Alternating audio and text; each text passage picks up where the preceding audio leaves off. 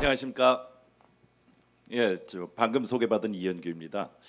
오늘 얘기는 제목도 좀 이상한 사업기회라고 해가지고 뭔가 좀 일거리가 있을 것 같은 처럼 얘기를 했는데, 사실은 이 자료를 만든 이유는 그 알파고 이후에 우리한테 인공지능이 엄청나게 필요하다고 생각하고 여기저기서 다 인공지능 가지고 무언가를 작업을 하려고 하는데, 작업하는 사람들이 하나같이 시작하다가 다 포기를 하더라고요. 그 이유를 찾아보다 보니까 인공지능에 대한 기대치가 너무 커요. 시키는 사람도 인공지능 그러면 뭐든지 다 해야 돼. 그다음에 만드는 사람도 하나 만들어 놓고 조금 더 A라고 답을 해야 되는데 가끔 B도 물어보면 답을 해야 될지도 모른다는 생각을 하면서 또 다른 자기 스코프를 자꾸 늘리다 보니 기획만 하다가 다 포기를 하더라고요. 그래서 아니다 싶어서 만든 자료가 이 자료입니다. 그래서 지금 이 얘기는 인공지능 그 자체보다 인공지능 별거 아니다 하는 얘기로 말씀드리고 싶은 그런 톤입니다. 제목도 그래서 사업할 거 있습니다. 너무 멋진 거 여러분들도 다 만들 수 있습니다. 그런 뜻에서 사업기회라고 제목을 정해봤습니다. 그 전반적인 흐름은 인공지능 사업, 그냥 사업이 아니라 인공지능을 이용한 사업이냐, 인공지능 자체가를 가지고 사업할 것인가 하는 사업이라는 부분에서 인공지능의 의미를 한번 생각해보고, 결국 이런 사업의 핵심은 인공지능은 그 자체가 사업거리가 아니라 결국 여러분들이 하시는 사업에 인공지능을 이용하는 툴이다. 이렇게 보면 사실 굉장히 작은 포션입니다. 전부 다가 인공지능이 아니라는 거죠. 알파고처럼 바둑 전체를 인공지능을 가지고 쓰는 것이 아니라 여러분들이 하는 뭐 그게 ERP가 됐든 어떤 헬스케어 시스템이 됐든 이것에 인공지능 기술 하나만 딱 도입하면 그건 굉장히 쉽게 손쉽게 할 수 있는데 왜 그런 생각을 안 하고 다 인공지능을 가지고 만들려고 하느냐, 그런 뜻에서 응용 분야에 대한 얘기를 할 거고, 그다음에 인공지능은 100% 완벽한 것이 아니라 1%의 역할만 하더라도 인공지능이 될 수 있다. 아주 작은 포션도 사람이 할 수 없는 일을 한다. 그 자체로서 의미를 가지는 거거든요. 그래서 1%짜리 인공지능이라는 얘기를 드릴 거고, 그다음에 GDPR이라는 건 사실은 이제 우리도 좀 심각하게 받아들여야 되는데, 유럽에서 작년부터 발효된 그 개인정보보호법입니다. 이것으로 인해서 우리나라 글로벌 기업, 그러니까 해외에 수출하는 모든 기업들이 굉장히 심각한 준비를 했어야 됐고 지금도 많은 노력을 할 수밖에 없는 거고, 우리나라도 머지않아 이 법이 도입될 수 있습니다. 그래서 이 새로운 제도의 변화라는 것이 인공지능을 이용해서 또 다른 사업의 기회가 만들어지는 형태가 만들어지더라고요. 그래서 그런 의미에서 GDPR을 얘기하는 겁니다. 여러분들이 잊혀질 권리 뭐 이렇게 들어본 것이 GDPR의 일부라고 보시면 됩니다. 그리고 마지막에 요즘 인공지능 스피커가 워낙 많이 유행하고 있는데 막상 써보면 어때요? 거의 뭐 하루 한두 번 써보다가 발로 차버리는 일이 일반적으로 벌어져요.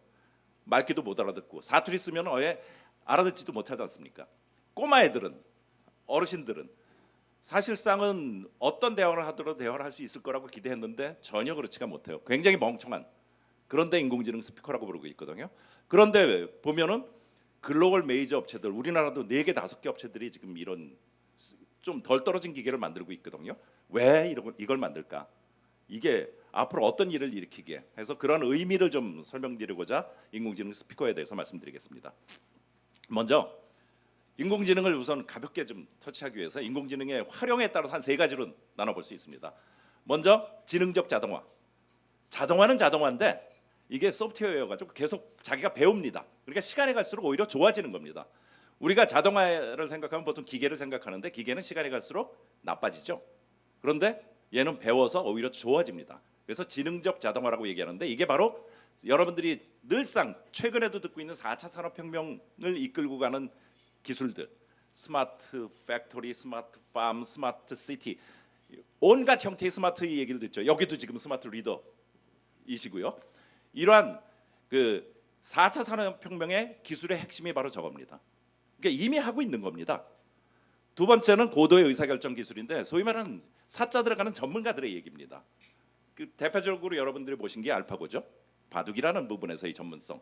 근데 이런 것들이 이제 우리 업무 쪽으로 본다면은 의사, 교사, 변호사, 특히 숫자가 많이 들어가고 있는, 예를 들어서 파이낸셜 어널라이저라든지 금융권에서는 굉장히 많이 쓰이고 있는 그런 것들이 이런 그 고도의 의사결정 기술이라고 생각하는데, 많은 사람들은 그런 사자 들어가는 것만 해야 저건 줄 알고 있어요. 사실은 아닙니다. 여러분들은 조직장들이실 테니까 조직을 가지고 있을 때 조직 구성원들이 하고 있는 일이 그 조직 없애버리면 이 조직이 안 돌아가거든요.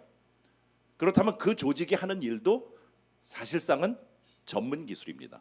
그들이 스스로 익히면서 노하우가 됐든 경험적인 어떤 것들을 익혀서 그것을 때에 따라서는 지속적으로 이어가기 위해서 이거를 디지털화라든지 이런 것들이 필요하다면 그 자체가 소위 말하는 고도의 의사결정 기술에 해당되는 겁니다. 그러니까 여러분들이 알파고만 생각하고 사자 들어가는 뭔가 의미 있는 자격증의 관점으로 이 전문가를 생각했는데 아니, 조직에서 필요한 각 조직의 업무도 결국 그 조직으로 봤었을 때는 핵심적인 고도의 의사결정이고 전문가의 모습이라는 겁니다.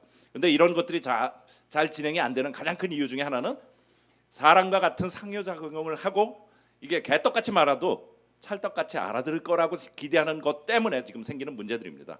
사실은 백화사전처럼 이것저것 다 아는 거는 시스템 찾아보면 얼마든지 있습니다. 내가 하고자 하는 일, 그 일을 해결하면 되는데 그 일에 대해서 혹시 다른 거 물어보더라도 답을 할 수 있어야 되지 않는가 하는 생각, 이 생각을 하게 되는 순간부터 여러분들이 생각하는 인공지능은 만병통치하게 되고 있거든요. 그렇게 생각하지 마십시오. 여러분들의 부서에 있는 작은 일들 또는 이 일을 통해서 지속적으로 더 좋아질 수 있는 기술, 이것만 가지고도 충분한 인공지능이 되는 것이고 그것 가지고 글로벌 스타트업들이 다 성공하고 있는 그런 상황입니다.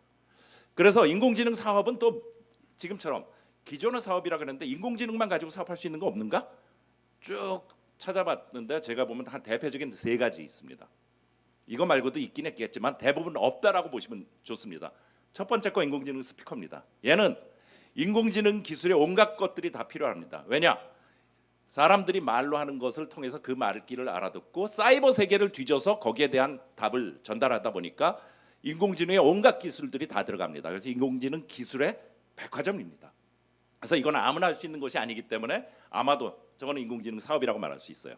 두 번째는 상용 인공지능 서비스라고 얘기했는데 이거는 인공지능을 그 기술을 잘 개발하는 업체가 잘 개발된 기술을 클라우드에다 심어놓고 사람들한테 판매하는 겁니다. 예를 들어서 얼굴 인식기, 지문 인식기, 음성 인식기 이런 것들은 여기저기서 많이 쓰잖아요. 누구나 이걸 개발한다면 굉장히 힘든 일이거든요. 그래서 잘 만든 사람이 클라우드에 집어넣고 필요한 사람은 그걸 돈 주고 쓸 수 있게끔 하는 거예요. 그래서 기술을 판매하는, 라이센스 판매하는 사업이기 때문에 그것도 인공지능 사업이라고 볼 수 있죠. 세 번째, 학습 데이터 수집입니다. 이건 전혀 기술이 아니에요. 얼굴 인식을 하기 위해서 필요한 얼굴의 사진들을 모아가지고 훈련을 쓸 수 있게끔 만드는 데이터 만드는 사업입니다. 그런데 이것도 예를 들어서 얼굴 인식만 하더라도 중국 같은 데는 지금 전국 인민의 이런 데이터들을 예를 들어서 공안이 수집한 데이터라든지 이런 걸 쓸 수 있는데 이 개인정보보호법으로 인해서 데이터 구하는 게 생각보다 어려워요. 그래서 이거를 따로 데이터를 구하는 걸 업으로 하는 사람들이 우리나라에도 이제 생기고 있습니다. 이런 형태의 데이터 수집을 제일 많이 하는 게 자연어 처리예요. 우리 말. 여러분들이 AI 스피커 써보시면서 표준어, 또박또박 하는 말은 잘 알아듣지만 빨리 하거나 또는 꼬마 애들 말 또는 어르신들의 얘기, 사투리 이거는 지금 전혀 사용을 못하고 있거든요. 얘네들을 이해하기 위해서는 지금까지 노력했던 것만큼의 노력을 그러한 사투리 데이터나 이거에 대해서 똑같은 노력을 또 해줘야 돼요. 그러니까 아직 끊임없이 할 일이 많습니다. 근데 그 데이터 어떻게 구하죠? 개발하는 사람이 다 구할 수 없거든요. 그래서 이것만 업으로 그 데이터를 구하는 작업도 굉장히 큰 사업입니다. 특히나 한국말을 가지고 수출도 할 수 있습니다. 데이터를 모아놓으면은 이 데이터는 한국에서도 여러 곳 AI 스피커 하는 곳 또는 음성 관련되는 곳 다 쓰겠죠. 또 마이크로소프트, 아마존, 구글, 애플 당연히 한글 인식이나 한글에 대한 정보 처리를 해야 되기 때문에 필요합니다. 그리고 수출도 가능합니다. 이런 것들이 그 데이터 수집 사업이고 요 세 가지 정도는 인공지능 사업이라고 볼 수 있어요. 나머지는 사실은 밑에 있는 인공지능을 응용 사업입니다. 그런데 이런 인공지능 응용 사업을 한다 그랬을 때 사업이란 관점을 여러분들이 사업에 기획을 하라 그랬을 때 제일 먼저 쓰는 말이 아마도 블루오션을 얘기할 거예요. 왜냐? 남들이 다 이미 자리 차지하고 있는데 거기 뛰어들어가 봤자 손해만 볼 테니 차라리 아예 남들 아무도 안 하는 새로운 땅을 새로운 영역을 개척해서 거기서 사업해라. 그래서 블루오션을 개척하라고 하는데 저는 반대 얘기를 하고 싶어요. 저는 아까 저 소개했던 것 중에 아이크로스 테크놀로지 대표이사 얘기가 나왔는데 그게 홈네트워크 사업입니다. 국내 전국 우리나라 마켓시어 1등도 했었습니다. 근데 망했습니다. 망한 이유는 사업을 했고 1등을 했는데도 불구하고 제가 먹고 저희 직원이 한 48명이 됐는데 48명을 먹어 살릴 돈이 안 나왔어요. 제가 홈네트워크 사업할 때는 진대재 장관님의 IT 839 그거 얘기할 때입니다. 그 전국에 시범 사업했을 때 저 맨 앞에 서서 이것저것 타고 그 당시 국무총리 상주 타고 이렇게 했는데 상 타기는 되게 좋았는데 제가 했던 거는 남들이 하지 않은 특이한 거예요. 즉 블루오션 맞아요. 그런데 문제는 블루오션은 저한테는 새로우니까 언론이나 많은 곳에선 관심이 있을 수밖에 없는데 막상 살 구매 고객들도 모르는 겁니다. 제가 구매 고객들한테 쫓아가 가지고 이건 뭐고요 설명도 하고 이 가격이 얼마나 적당하고 당신한테 얼마나 도움되는지를 일일이 다 설명을 했어야 돼요. 기능이 멋있다는 거 신문에 나는 건 얼마든지 할 수 있는데 물건을 파는 순간 그게 해결이 안 됩니다. 블루오션의 문제는 바로 그런 부분에 있습니다. 즉 물건을 만든 게 아니라 고객, 소비자에 대한 소개, 소비자가 개념적으로 이해하기 위한 노력을 추가적으로 더 해야 된다는 게 블루오션이에요. 그래서 스타트업이 블루오션 한다? 이건 저는 아니라고 생각해요. 오히려 큰 회사가 돈 많이 갖고 그거 가지고 개념적인 광고까지 할 수 있을 때 그때는 한번 해볼 수 있을지 모르겠지만 스타트업들이 하는 거는 블루오션은 오히려 위기를 자초할 수도 있고 자기 혼자 멋지게 포문질 수 있을지 모르지만 시장에서 성공해서는 쉽지 않을 거라고 생각됩니다. 그렇다고 레드오션을 들어가느냐? 레드오션은 심하게 말하면 우리 보안 시장과 같이 이미 피 터지는 싸움입니다. 거기 꼈다가는 이미 지금 있는 사람들도 손해 보면서 팔고 있는 와중에 거기 꼈다가 무슨 싸움을 하고 어떻게 승리를 거겠습니다. 그런데 재밌는 거는 지금까지 했던 기술들에서 조금 뭔가 변화를 가져야 되는데 그 변화를 줄 수 있는 요인으로서 인공지능 기술이 바로 작용할 수 있다는 겁니다. 그 작용을 통해서 기존 시장에 존재하지 않는 새로운 형태를 보여줌으로써 레드오션이기 때문에 모든 사람이 이미 고객들은 다 알고 있지 않습니까? 그분들한테 기존에 쓰던 거 버리고 새로 살 수 있는 생각을 하게끔 만들 수 있는 여지가 있다는 겁니다. 이러한 식의 변화의 요인, 즉 레드오션에 대해서 뭔가 기술로서 자극을 줄 수 있는 요인들을 찾아보니 먼저 저 밑에 있는 세 가지 요인으로 보입니다. 첫 번째 나온 거는 현재 예전에 우리가 데스크탑 앉아서 키보드 두들기던 시절하고 이젠 돌아다니면서 휴대폰에서 무언가 자기가 필요한 정보를 찾는 시절하고 완전히 달라졌어요. 그때하고 제일 달라진 게 사용자 입력 부분입니다. 예전엔 키보드로 간단하게 치면 됐는데 이제 엄지족 여러분들 입력하기 힘드시죠? 그러니까 말로 하고 싶은데 또 음성 인식도 잘 안 돼요. 그런데 한번 입력했는데 이거 틀렸어요. 다시 하세요. 그러면은 열받죠. 사실은 이런 부분을 어떻게 단순하게 해줄까? 그런데 지금 휴대폰 가지고 하다 보니까 내가 관심 있는 거 바로 주지 않으면 욕먹어요. 게다가 입력 잘못됐다고 해서 틀렸어 하는 순간 아예 안 쓴다는 얘기까지 나올 정도거든요. 그러니까 이러한 것들을 쉽게 틀린 것도 알아들을 수 있게끔 하는 거 바로 그 부분에 인공지능의 요소가 들어간 겁니다. 사용자의 의도를 이해하고 또는 입력했었을 때 잘못된 부분을 올바르게 수정해가지고 원하는 결과를 다시 묻지 않고 줄 수 있게끔 하는 바로 이 부분이 인공지능이 했던 역할이고 이러한 요인들이 성공의 지금의 새로운 레드오션에서 성공의 가능성을 만들어주고 있습니다. 그리고 제도와 규정이 변하는데 그 규정은 굉장히 큰 벌칙을 갖고 있어요. 그랬을 때 안 지킬 수가 없거든요. 그래서 아까 말했던 GDPR도 그런 경우고 여러분들이 IT 회사니까 IT 회사 같은 경우는 납품업체 같은 경우 제조 규정부터 이거 규정 지켜야 되죠. ISO 9000 인증이라든지 그랬을 때 그것들을 제대로 지켰는지 확인하는 것 또는 규정이 바뀌었을 때 얼마나 빨리 대응할 수 있느냐 이런 것들도 AI가 새로운 기존에 있는 레드오션에서 변화를 줄 수 있는 요인에 해당됩니다. 지금 이상한 그림이 있는데 이게 지금 인공지능 특히 딥러닝이라고 말하는 그 딥러닝의 알고리즘이 이렇게 생겼습니다. 얘는 저 동그라미와 선들이 전부 숫자예요. 그러니까 컴퓨터에 저장되어 있는 건 일종의 표처럼 숫자들의 표가 저장이 되어 있습니다. 그러니까 프로그램은 하나도 없어요. 숫자밖에 없습니다. 그래서 예를 들어서 제가 좋은 얼굴 인식기를 만들었다. 그러면 저렇게 생긴 표에 숫자가 꽉 채워진 게 컴퓨터에 저장되어 있는 겁니다. 그걸 모델이라고 부릅니다. 근데 저게 인공지능 딥러닝에서의 알고리즘이 저렇게 생겼습니다. 근데 저 모델은 어떤 변화가 있냐, 어떤 특성을 가지고 있냐면은 데이터가 한 개만 바뀌어도 저 전체의 모델이 바뀝니다. 그 다음에 저 모델에서 동그라미, 노드나 링크 하나만 바꿔도 전혀 다른 모델이 됩니다. 그 얘기는 뭐냐? 저걸 알고리즘이라 그랬는데 변화를 데이터 하나만 가지고도 바꿀 수 있다는 얘기는 특허에서 자유롭다는 얘기입니다. 제가 딥러닝으로 만들어놓고 얼굴 인식 잘하는 걸 만들어놓고 저거를 공개시켰다. 그 공개된 거에 내 얼굴 데이터 넣는 순간 그건 제 겁니다. 지금까지 우리가 소프트웨어 얘기할 때 알고리즘, 특허 이런 지적재산권 문제 때문에 상당히 문제가 있었었는데 인공지능 전체는 아니고요. 그중에 딥러닝 같은 경우는 프로그램이 이미 고정되어 있고 데이터만 가지고 하다 보니까 이 데이터의 변화가 저의 소유권이거든요. 그러니까 제가 갖고 있는 건 남이 갖고 와서 약간만 수정해도 완전히 다른 프로그램이 되기 때문에 특허로서 보장을 받을 수 없는 거고 저도 이용을 할 수 있는 겁니다. 어쩌면은 여러분들도 아마 인공지능 혹시나 하신다는 분한테 개발하려고 그랬을 때 알고리즘 개발하려고 많이 들 텐데 결국 이런 숫자들을 만드는 건데 잘 만든 것 갖다 쓰는 것도 방법입니다. 그리고 그 잘 만든 거에 여러분들의 데이터를 넣는 것도 큰 문제가 없습니다.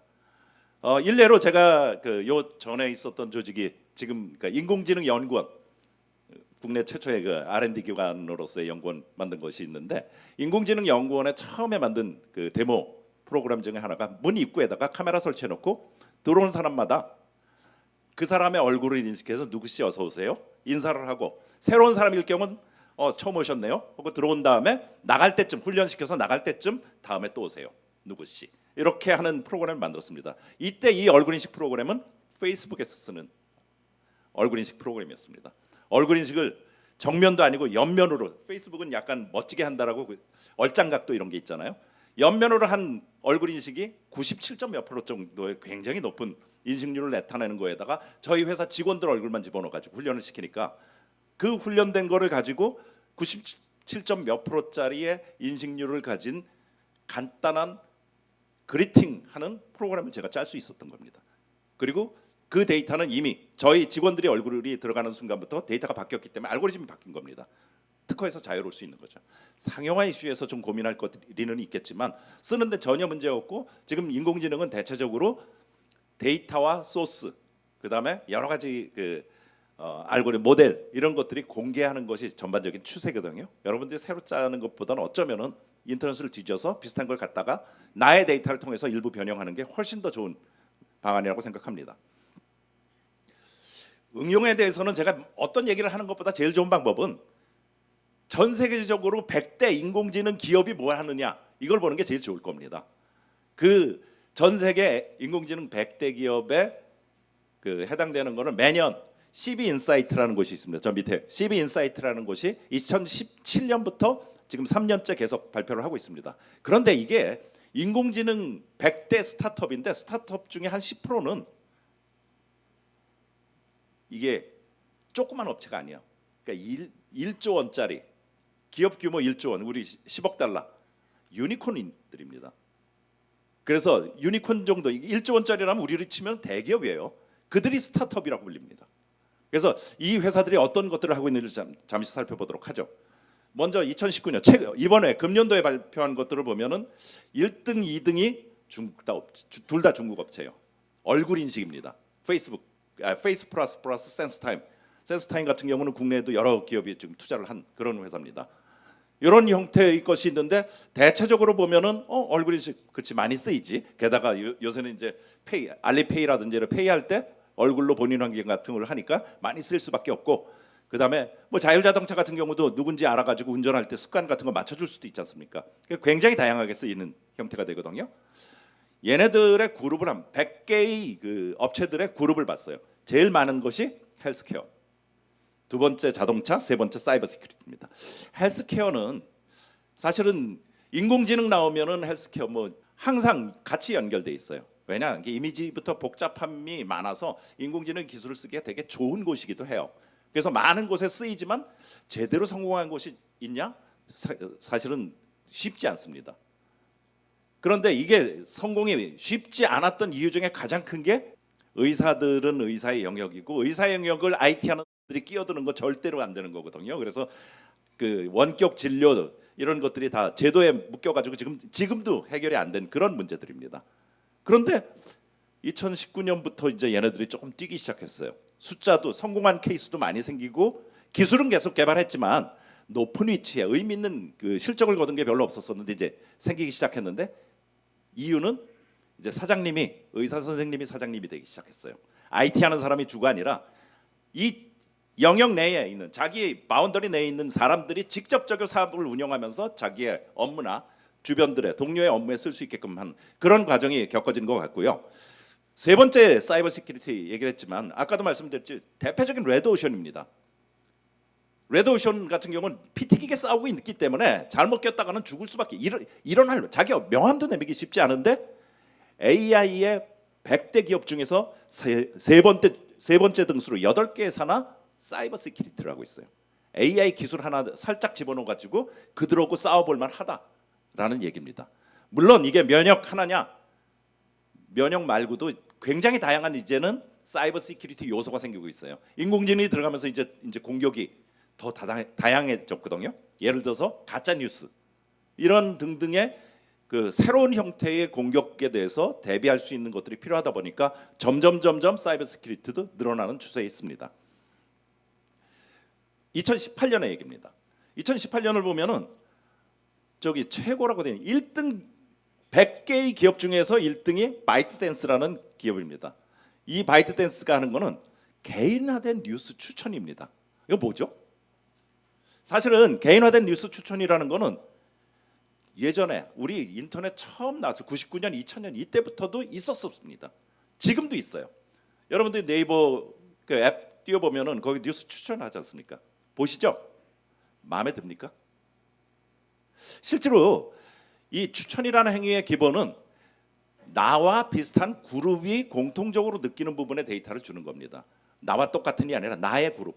서울에 사는 직장인이고 50대 뭐 이런 식으로 주다 보니까 모 집단 그 샘플 집단이 굉장히 큽니다. 그러다 보니까 나한테 딱 맞출 수는 없거든요. 그런데 얘네들은 그것만 가지고 인공지능 100대 기업 중에 1등이 됐어요. 이미 다 알고 있는 거예요, 우리. 지금도 추천 나오고 있는데 우리 만족하지 못해요. 얘네들이 인공지능을 통해서 사람을 좀 더 그 대상 집단의 크기를 훨씬 더 줄인 거고 또 하나는 휴대폰 가지고 다니니까 추가적인 변수를 더 아는 것이 있어요. 시간과 장소입니다. 지금 여기라는 걸 말 안 해도 알 수 있죠. 그죠?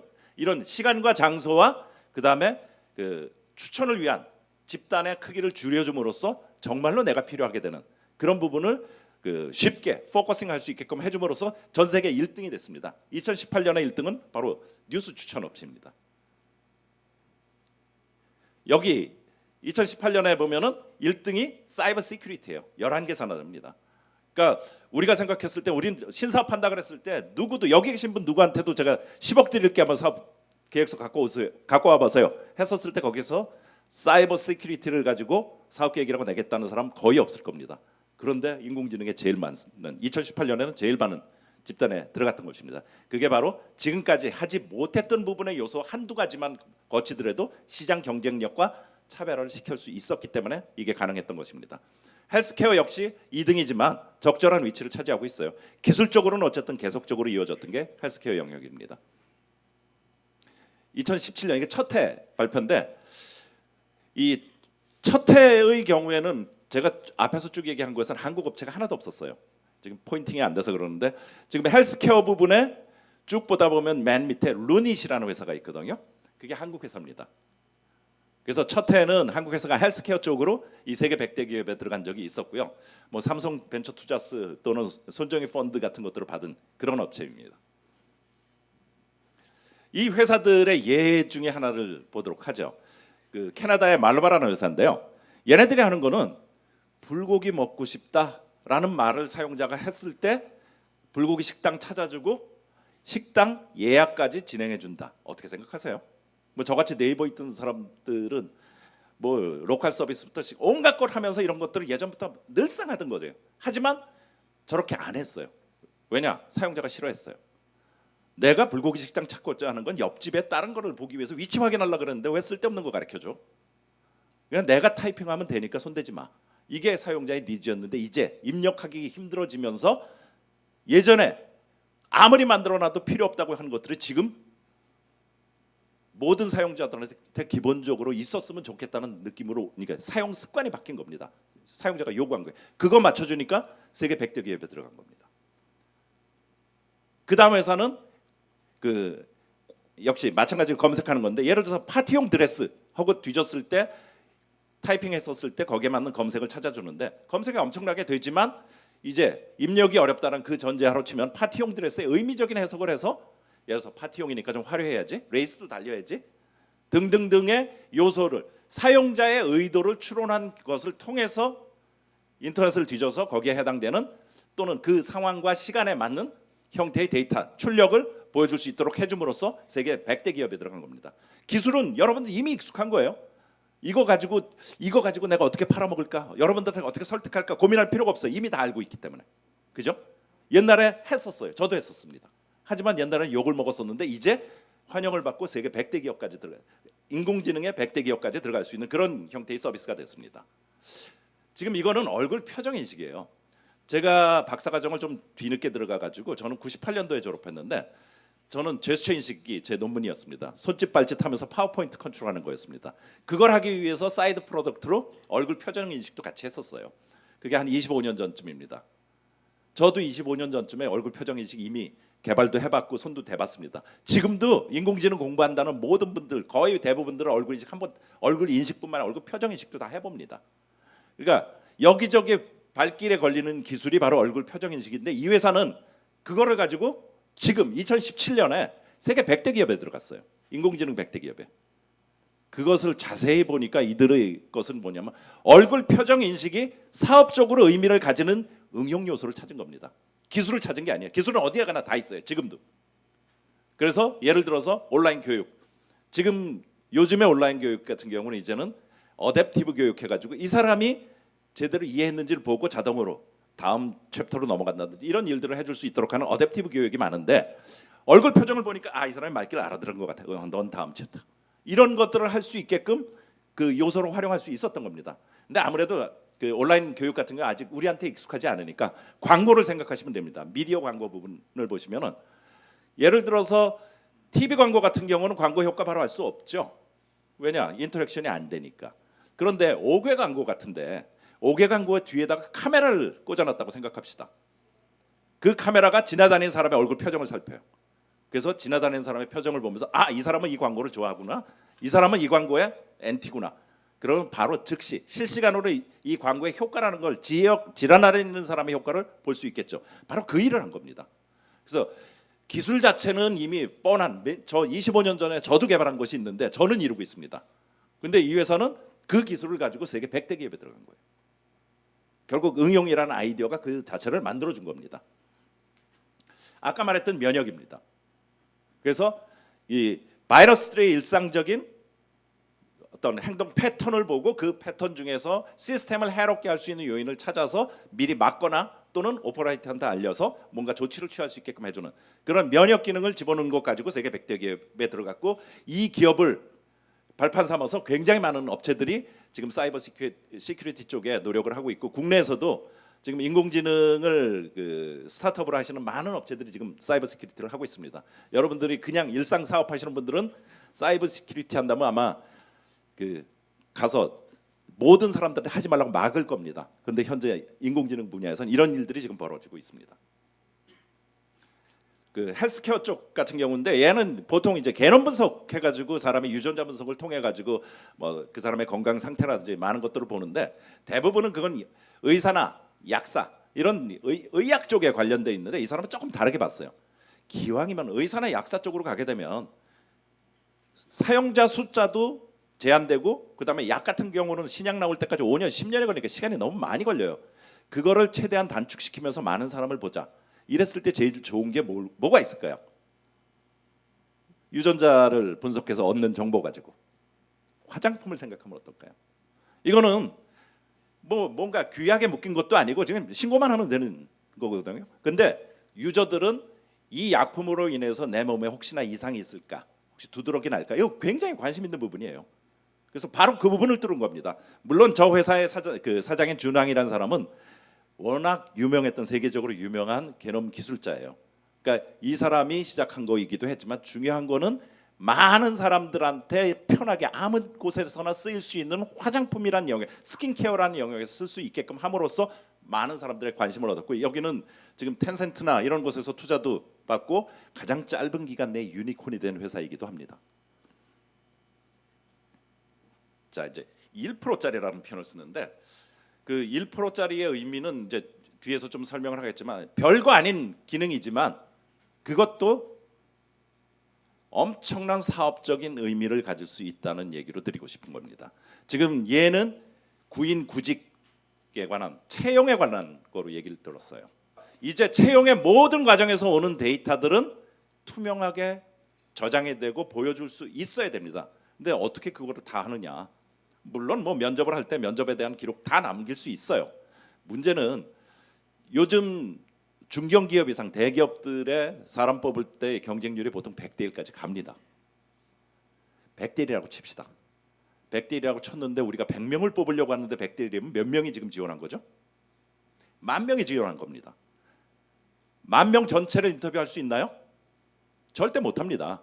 그러니까 결국은 인터뷰할 수 있는 사람을 내가 뽑고자 하는 3배수나 5배수를 뽑아서 인터뷰를 시킵니다. 그래서 300이나 500명을 뽑는데 5배수 뽑는다고 칩시다. 500명을 지금 뽑았다고 치는데 자 500명 뽑아서 인터뷰 오케이. 그중에서 좋은 사람을 우리 회사 뽑으면 되는데 나머지 9,500명은 누가 자르죠? 9,500명 자른 사람이 누군지 아시는 분 계세요? 인사부서 사람이 대기업도 1명, 2명도 안 돼. 잘해야 1명인 그 인사부서 사람 한 사람이 하는 일입니다. 과연 가능할까요? 10,000명의 이력서 다 읽고 10,000명의 자기소개서 다 봐가지고 9,500명 자신 있게 자를 수 있는 사람 누가 있을 겁니까? 불가능합니다. 그럼에도 불구하고 그 일이 더 좋아지지도 않아요. 인사부서는 점점 인원은 축소돼요. 이런 상황에서 저 불가능한 일을 할 방법은 사실은 없거든요. 그래서 IT 도입이 특히 HR 쪽에서도 굉장히 많이 벌어지고 있는 것입니다. 인원은 추가 안 되고. 얘네들이 하는 일들은 실질적으로 9,500명을 자르는데 읽지 못하니까 할 수 있는 방법이 없는데 예전에 하지 말라는 거, 지금도 법적으로 하지 말라는 학교 보고 점수 보고 뭐 이런 거 하지 말라 그러는데 그거 안 보면은 읽지도 못한단 말이에요. 차라리 선풍기 틀어놓고 이력서 날리는 게 그래서 무거운 건 앞에 떨어질 테니까 그거부터 드는 게 날지도 몰라요. 하지만 중요한 건 채용이란 프로세스에서 가장 중요한 건 우리 회사에 제일 적합한 사람을 우리 회사에 뽑혔느냐는 사실이기 때문에 5배수 안에 든 사람을 가지고 사람이 인터뷰에서 뽑는다는 중요한 프로세스는 그대로 남아 있어요. 다만 인터뷰에 후보가 될 500명을 출연한 즉 필요 없는 9,500명을 잘라내는 부분이 사람들도 관심도 없고 무게도 안 주다 보니까 계속 뒤로 남아 있는 거예요. 그래서 제가 1%라는 얘기를 쓴 겁니다. 바로 요 9,500명을 자를 때 이 회사에선 다른 방법을 썼습니다. 예를 들어서 게임을 시켰어요. 민첩성, 리더십 등등등 사람들이 속성으로 가지고 있는 일종의 적성 검사를 한 겁니다. 그래서 적성 검사를 해서 이런 식의 특성을 한 몇백 개를 지금 모아냈습니다. 이러면 적성 검사 테스트가 됐겠죠. 실제로 이런 일을 하는 데가 있습니다. 삼성전자 S 테스트나 현대자동차의 H 테스트, 이게 바로 적성 검사입니다. 높은 점수를 뽑는 게 아니라 우리 회사에 적합할 수 있는 부류의 사람들을 뽑고자 하는 것이 목적이고 그 다음에 인터뷰를 보는 겁니다. 얘는 게임을 가지고 이걸 했으니까 이제 누구나 휴대폰이나 노트북 가지고 다 할 수 있으니까 100대 1? 아니요. 10,000대 1 되더라도 아무 문제가 없겠죠. 그죠? 그렇게 처리를 했는데 문제는 삼성전자나 현대자동차는 이미 몇 년간 해와서 우리 회사의 특성을 알아요. 그래서 어떤 적성이 우리가 인터뷰해야 될지를 이미 다 알고 있는데 내가 처음 이 툴을 쓰겠다 하는 사람한테 우리 회사에 그런 기준이 없지 않습니까? 어떻게 해야 되죠? 비교의 대상이 없는 거예요. 시험은 보게 했는데. 그래서 이 회사에서 한 거는 우리 회사, 지금 뽑고자 하는 회사에서 모범적인 직원들을 똑같은 시험을 보게 시켰습니다. 그래서 그 직원들이 본 점수의 분포와 비슷한 사람들을 인터뷰 대상으로 뽑은 거예요. 그러니까 굉장히 단순한 작업에 비교만 통해서 하다 보니까 이제 사실은 경쟁률하고 상관없이 적절하게 출연 10,000명이 아니라 10만 명이 되더라도 500명 출연하는데 큰 문제가 없을 그런 형태의 시스템을 만든 겁니다. 또 하나의 시스템 같은 경우는 이제 그 면접 조그맣게까지만 하더라도 면접을 했다고는 하지만 사실은 적성 검사를 한 거고 얘 같은 경우는 실제로 면접을 하는데 사전 면접입니다.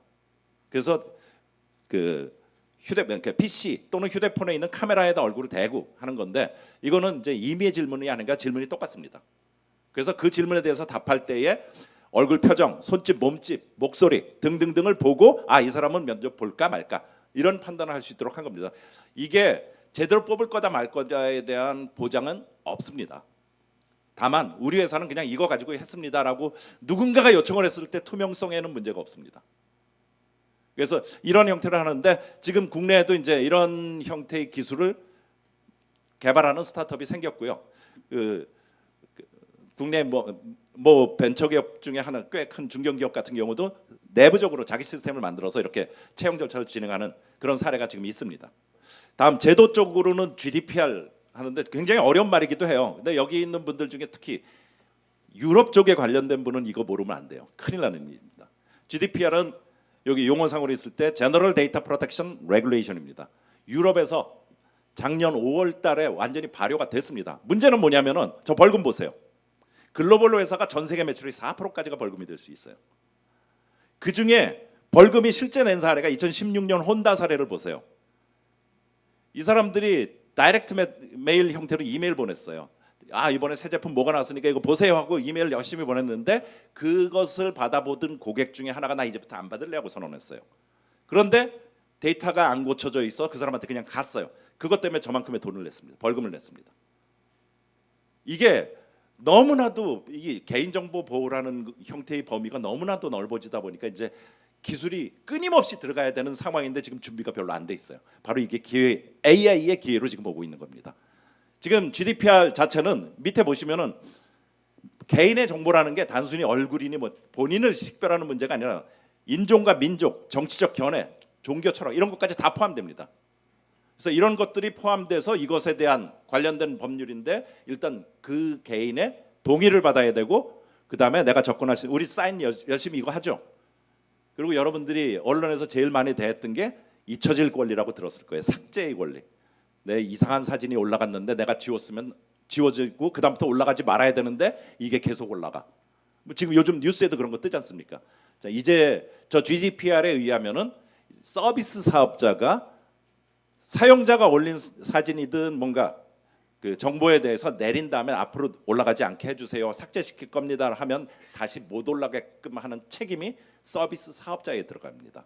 그렇다면 누군가가 다운받은 다음에 다시 올리려고 하고 뭔가 변형시켜서 올리려고 할 때도 그 변형됐다는 사실을 인지해야 되는 겁니다. 문제는 아직 그 기술 개발 다 안 돼 있어요. 해당 당사자인 개인은 자기의 정보를 요구를 언제든지 할 수 있습니다. 요구를 하면은 1개월 이내에 무상으로 제공을 해줘야 됩니다. 만약에 이게 CCTV 카메라다. 제가 이 근처 어딘가에 공공지역을 다녔는데 나 그때쯤 거기 다닌 것 같은 내 사진 내가 나온 장면 좀 꺼내줄래? 줘야 됩니다. 무료로 한 달 내에. 근데 저인지 어떻게 알아요? 그죠? 얼굴 인식을 하든 뭔가 정확하게 해주지 않는 한은 찾을 방법이 없습니다. 그런 예들이 이제 벌어지고 있는데 그 예를 들어서 여러분들이 아마 그 형사 드라마 이런 것들을 보시면은 새벽까지 밤새도록 CCTV 카메라 보다가 새벽에 눈 쭉 비면서 나 찾았어 뭐 이런 거 요즘도 드라마에 나오지 않습니까? CCTV 카메라 본 거지 않습니까? 그래서 범인, 용의자 추적하는 데 쓴 거잖아요. 그런 식으로 한다면은 만약에 사용자가 요구할 때마다 데이터 줄 수 있을까요? 불가능합니다. 유럽은 이게 법제화가 됐기 때문에 이제 보안 업체 우리 세커미니 뭐 이런 류의 같은 출동 보안 업체 같은 경우 저 시스템이 없으면은 회사가 운영할 수가 없고 벌칙 때문에 시작도 못 한다는 얘기입니다. GDPR과 비슷한 제도가 중국에도 이미 있습니다. 중국 인민의 데이터는 중국 회사만 다룰 수 있다라는 게 전인민 대표회의에서 결정이 됐어요. 문제는 뭐냐면 우리 LG전자, 삼성 뭐 등등등 물건을 휴대폰이든 뭐 가전제품을 파는 업체들은 고객 관리를 하지 않습니까? 관리할 고객을 정보를 다룰 수가 없어요. 그 회사는 중국 회사만 다룰 수 있어요. 그래서 알리바바가 클라우드에다가 그거를 심어놓고 내가 다 대행해 줄게 하고 라이선스 판매를 합니다. 그러니까 새로 제도가 바뀌더라도 내가 다 해줄게 하니까 당연히 회사 만들어가지고 뭐하고 어쩌고저쩌고 하느니 저게 편할 거 아닙니까? 저 회사가 지금 국내에 한 8명 정도 인원으로 제가 알고 있거든요. 그 인원 가지고 대기업 쫓아다니면서 라이선스 판매를 하고 있습니다. 알리바바 클라우드가. 이것도 역시 GDPR 같은 것이 만들어준 새로운 사업거리입니다. 마지막 얘기는 이제 인공지능 스피커 쪽인데 그 인공지능 스피커는 원래 시작은 사실은 만병통치약이 맞습니다. 그러니까 저는 만병통치약 여러분 만들지 말라 그랬는데 얘는 목적이 그거예요. 여러분들이 그 스피커가 아닌 형태라 하더라도 애플 시리 또는 뭐 안드로이드에서 오케이 구글 등등등 하지 않습니까? 소위 말하는 가상 개인 비서라고 얘기하는 건데 그것의 형체를 갖췄을 때 AI 스피커 이렇게 보시면 될 것 같습니다. 그래서 이런 온갖 것들의 질문에 대해서 답을 다 할 수 있는 인공지능 기술의 백화점으로 포지셔닝한 게 AI 스피커가 맞습니다. 근데 이 스피커가 모든 사람하고 대화를 다 하려면 모든 사람하고 대화의 눈높이 대화를 할 수 있어야 되거든요. 저처럼 또박또박 천천히만 얘기해 주는 것이 아니라 그렇지 않은 상황에 대해서도 다 대응할 수 있어야 돼서 아까처럼 사투리 문제라든지 꼬마 애들의 어버버버 하는 얘기까지도 이해할 수 있어야 되는데 지금 절대 그 기술이 안 만들어졌어요. 그래서 아직까지 이 기술적인 준비가 덜 돼 있는 상태입니다. 따라서 이거 가지고 지금 온갖 거 다 돼요라고 떠드는 건 굉장히 바보짓입니다. 근데 유감스럽게도 그러고 있습니다. 지금 이게 마지막 페이지인데 실질적으로 이러한 AI 스피커는 사실은 뭐 아무데나 갖다 놓는 건 아니지 않습니까? 음악 듣고 뭐 채널 선택하고 다 가정이라는 스마트 홈이라는 공간을 위주로 가고 있습니다. 근데 음성 서비스가 집에서만 쓰는 건 아니지 않습니까? 그래서 실제로 아마존에서는 소스 공개했습니다. AI 스피커의 소스를 공개해서 내가 갖고 있는 하드웨어에다 심을 수 있습니다. 로봇에다 써보면 로봇에다 말로써 너 일어나서 명령을 내릴 수 있도록 돼 있고 기계 장치에다 놓으면 기계 장치가 제어가 될 수 있는 형태로 이미 공짜로 풀고 있습니다. 국내는 아직 카카오가 그렇게 하겠다고 말만 했는데 아직까지 오픈하지 않은 상태이지만 어쨌든 소스도 오픈했고 또 하나는 연동. 특히 집에 있을 때는 그냥 스피커로만 쓰는 게 아니잖아요. 야, 불 꺼. 그럼 불 꺼줘야 되는 거지 않습니까? 그러려면은 전등 장치하고 연결이 돼 있어야 되겠죠. 이런 부분에서 AI 스피커는 이제 여러분들의 지금 말로서 할 수 있는 모든 소통에 다 들어가는 거고 생김새는 스피커의 모양이 아니라 스피커는 일단 홈이라는 공간에서 적절하기 때문에 그 모양에 들어간 거고 여러분들이 들고 다니는 또는 여러분들이 업무할 때 쓰는 또는 공장부터 온갖 하드웨어적인 기계의 음성의 인터페이스를 위해서 쓰는 그러한 부분 그 소프트웨어 내용이고 어느 부분에다 활용될 수 있는 부분입니다. 그래서 그 부분에 기득권을 차지하려는 게 지금 AI 스피커란 싸움으로 지금 벌어지고 있는 일입니다. 여기까지 했습니다.